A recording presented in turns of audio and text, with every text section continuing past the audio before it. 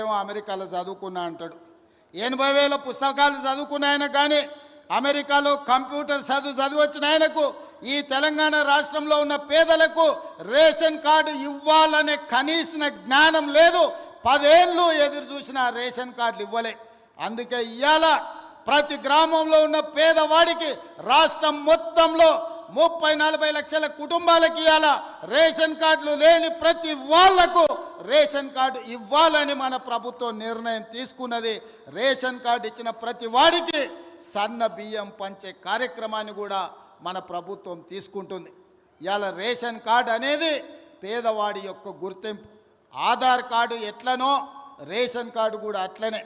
ఎక్కడికి పోయినా ఏమున్నా లేకపోయినా పేదవాడిని అధికారులు రేషన్ కార్డు ఉందా అని అడుగుతారు. మరి ఇవ్వాల్సిన అధికారులు గత ప్రభుత్వం 10 ఏళ్ళు రేషన్ కార్డులు ఇవ్వలేదు.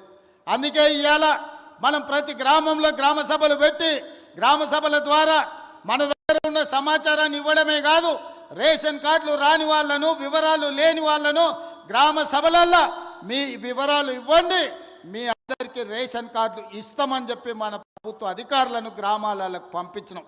ప్రతి 6 నెలలకు క్రమము తప్పకుండా అధికారులను గ్రామాలకు పంపిస్తున్నాం. గత 10 ఏళ్ళలో ఎప్పుడైనా అధికారులను చూసినరా అని నేను అడుగుతున్నా. ఎప్పుడైనా చూసినరా? కలెక్టర్లను చూసినరా? ఆర్టీఓలను చూసినరా? ఎంఆర్ఓలను చూసినరా? అధికారులు ఎవరైనా మన గ్రామాలకు వచ్చినరా? ఇప్పటికే 3 సార్లు మనం గ్రామ సభల ద్వారా గ్రామాలకు అధికారులను పంపించి ప్రజల దగ్గరికి పంపించి ప్రజా పరిపాలనలో ప్రజలకు మీరు జవాబుదారీతనంగా ఉండాలి, ప్రజలకు వెళ్ళి వివరించండి అని చెప్పి ప్రతి అధికారిని గ్రామ బాట పట్టించినాం. గతంలో పని కావాలంటే ఫామ్ హౌస్కు పోవాల్సి ఉండే, కానీ ఇప్పుడు ఆ విధానం మార్చినాం.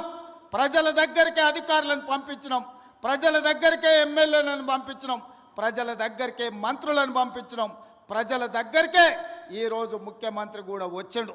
ప్రజలే రాజులు, ప్రజలే పాలకులు. ప్రజల దగ్గరికి ప్రభుత్వ అధికారులైనా మంత్రులైన ముఖ్యమంత్రులైన ప్రజల దగ్గరికి వెళ్ళాల్సిందే, ప్రజల ముందు నిలబడాల్సిందే అని మన ప్రభుత్వం వచ్చినాక మార్పు తీసుకొచ్చినాం. అందుకే ఇవాళ చీఫ్ సెక్రటరీ నుంచి మొదలు పెడితే రాష్ట్ర స్థాయిలో ఉన్న ప్రతి అధికారి, జిల్లా స్థాయిలో ఉన్న కలెక్టర్లు, హౌసింగ్, రెవెన్యూ అన్ని డిపార్ట్మెంట్ల అధికారులు ఇవాళ చంద్రవంచ గ్రామానికి వచ్చిన ఒక మారుమూల ప్రాంతంలో అంటే ఇది ప్రజల కోసం తీసుకొచ్చిన మార్పు, ఇది ప్రజా పరిపాలన. అంటే ఫామ్ హౌస్లో ఉండి గడీలలో బండి ఈరోజు 10 ఎకరాలలో భవంతులు కట్టుకొని పరిపాలన చేస్తామంటే కుదరదు. ప్రజల దగ్గరికి వెళ్ళాల్సిందే, ప్రజలు అడుగుతారు, ప్రజలు కడుగుతారు, ప్రజలకు జవాబు చెప్పాల్సిందే అని చెప్పి ఇవాళ ప్రభుత్వాన్ని ప్రజల దగ్గరికి పంపించినాం. అందుకే రాష్ట్రంలో ఉండే అధికారులు మొత్తం ఇవాళ కొడంగల్ శాసనసభ నియోజకవర్గం చంద్రవంచ గ్రామానికి వచ్చిందంటే ఇది ప్రజా పరిపాలన. అంటే ప్రజల దగ్గరకు వచ్చి ప్రజల చేత ప్రజా సమస్యల్ని పరిష్కరించి ప్రజల చేత విజ్ఞప్తులు తీసుకొని పరిష్కరించడానికి అధికారులను ఈరోజు పంపించినాం. అందుకే ఈరోజు రేషన్ కార్డులైనా, ఇందిరమ్మ ఆత్మీయ భరోసా అయినా, ఇందిరమ్మ భరోసా అయినా, లేకపోతే ఇందిరమ్మ ఇండ్లైనా, ఇండ్లకు ఉచిత కరెంట్ అయినా,